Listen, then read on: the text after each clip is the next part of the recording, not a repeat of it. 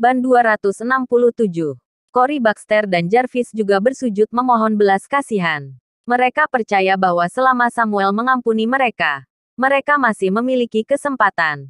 Setidaknya hanya di penjara beberapa tahun. Kamu pelacur tidak layak untukku. Pergi. Prak. Samuel menamparkan wajahnya dengan keras. Prak prak prak. Kalian berdua binatang. Tidak pantas menjadi muridku. Pergi. Samuel menendang mereka berdua dengan keras. Jangan. Jangan. Mereka menyesalinya. Ini adalah hal yang paling disesalkan dalam hidup mereka. Mereka bertiga dibawa pergi. Beserta orang-orang bayarannya. Penjara tanpa akhir telah menanti mereka. Di lingkungan kerja Cory dan Jarvis status mereka cukup tinggi. Tidak sampai sehari semua orang telah mengetahui berita ini. Bernard dan yang lainnya terkejut. Dua pengkhianat Antra Group telah dibersihkan seperti ini. Jordan Group ini cukup kuat. 4 raksasa yang berkuasa di kamar dagang Anhemia masih sibuk dengan urusan upacara pelantikan Panglima. Mereka tidak punya waktu untuk peduli. Untungnya, teknologi Antra Group dibocorkan oleh orang mereka sendiri. Kalau tidak kita akan mendapat masalah kali ini. Bernard bersyukur. Ya, untungnya itu tidak ada hubungannya dengan kita, kata Benson. Lonnie bertanya-tanya.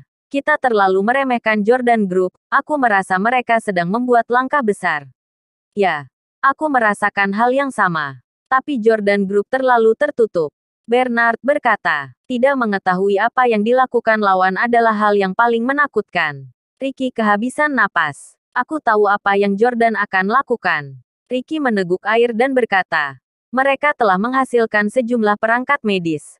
Aku tidak tahu spesifiknya. Mereka telah mengirim produk ke Biro Inspeksi Kualitas untuk pengujian. Jika mereka lolos, maka perangkat ini akan diproduksi massal dan dipasarkan. Siapa yang memberitahumu? Lonnie bertanya. Sepupu jauhku yang mengatakannya. Kebetulan bekerja di Biro Inspeksi Kualitas. Kata Ricky. Kami tidak mau peduli apa yang diproduksi Jordan Group. Segera hentikan. Bernard dan yang lainnya berkata serempak. Ricky tersenyum. Sangat mudah. Sepupuku bertanggung jawab atas hal ini. Itu pasti bisa menghentikan Jordan Group. Bernard tersenyum. Oke. Tidak peduli produk apa yang dikirim Jordan Group untuk pengujian. Kembalikan semuanya dan bilang saja tidak lolos. Lonnie bertanya, Ricky, ajak sepupumu untuk makan-makan. Kita tidak bisa meminta dia melakukan ini tanpa balasan. Ya benar. Kita harus murah hati. Kedepannya akan banyak kesempatan untuk memanfaatkan sepupu Ricky. Kata Benson. Baiklah. Aku akan menjamu di klub Lufthansa malam ini. Undang sepupumu datang. Bernard berdiri dan berkata sambil tertawa. Keesokan hari, di Jordan Group, semua orang menunggu pemberitahuan hasil uji produk, agar bisa segera produksi massal. Pada saat ini, mobil Biro Inspeksi Kualitas datang ke pintu masuk gedung Jordan Group. Jolene menyambutnya secara langsung. 3 orang datang dari Biro Pemeriksaan Kualitas. Pria muda yang memimpin memandang Jolene dan yang lainnya dengan jijik. Dia melemparkan laporan inspeksi kualitas ke Jolene dan mencibir, apa maksud Jordan Group? Anda ingin memasarkan produk yang begitu buruk. Kalian harus tahu produk yang kalian hasilkan adalah peralatan medis. Digunakan untuk perawatan medis. Bila ada kesalahan harus bagaimana? Apa kalian akan bertanggung jawab pada masyarakat? Ah, ada apa? Apa kami tidak lolos uji produk? Samuel bertanya dengan suara rendah. Tidak lolos. Tidak lolos satupun. Bab 268. 2 orang di sebelahnya menimpali. Ya, kami telah memeriksa 3 kali. Semua tidak memenuhi syarat. Produk Anda terlalu buruk. Nicholas memandang Jolene dan yang lainnya dengan jijik. Aku memperingatkan kalian Jordan Group. Jika produk Anda tidak diperbaiki dan dikirim seperti ini lagi, aku akan menolaknya kembali. Ya, kalian pikirkan baik-baik. Kali ini pemeriksaan kualitas benar-benar tidak memenuhi syarat. Pemeriksaan ulang berikutnya akan dilakukan minggu depan. Nicholas segera pergi. Mereka bahkan tidak memberi Jordan Group kesempatan untuk mengajukan banding. Jolene dan yang lainnya segera membaca laporan pemeriksaan kualitas. Setelah membacanya, semua orang marah. Gagalnya pemeriksaan kualitas dikarenakan alasan yang benar-benar menjengkelkan. Jolene dan yang lainnya curiga bahwa biro pemeriksa kualitas tanpa melihat produknya langsung menulis masalahnya. Bahkan beberapa masalah seperti berasal dari produk lain, yang tidak ada hubungan dengan produk ini sama sekali. Sama sekali tidak benar. Mereka mengerti bahwa ada yang mengacau. Sengaja tidak meloloskan pengujian produk.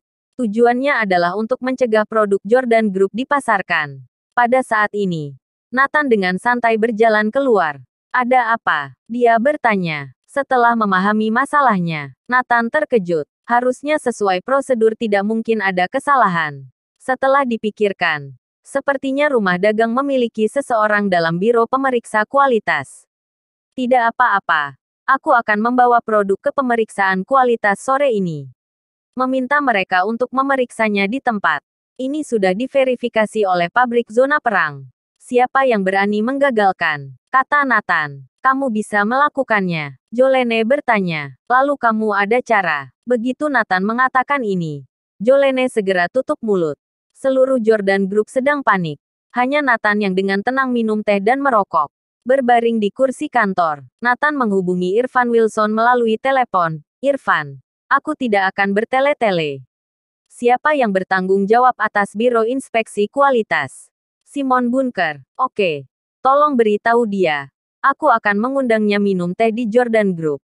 Nathan tertawa. Setelah itu, Nathan memanggil Roland, manajer pengadaan dan memintanya untuk memberitahu Warin Mathis, Kepala Departemen Inspeksi Kualitas Pabrik Zona Perang, datang ke Jordan Group untuk minum teh.